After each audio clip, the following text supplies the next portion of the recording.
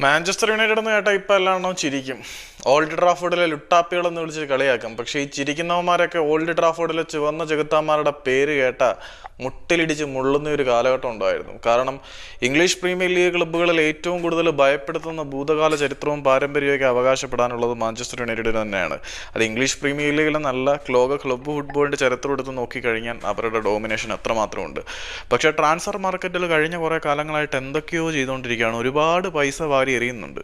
Cash ഇറങ്ങുന്നതിന് യാതൊരു കുറവില്ല. പക്ഷേ ആ ഇറങ്ങുന്ന ക്യാഷിന് ആനുപാതികമായിട്ടുള്ള ഔട്ട്പുട്ട് മാഞ്ചസ്റ്റർ യുണൈറ്റഡ് ഉണ്ടാക്കുന്നുണ്ടോ എന്ന് ചോദിച്ചു കഴിഞ്ഞാൽ ഇല്ല.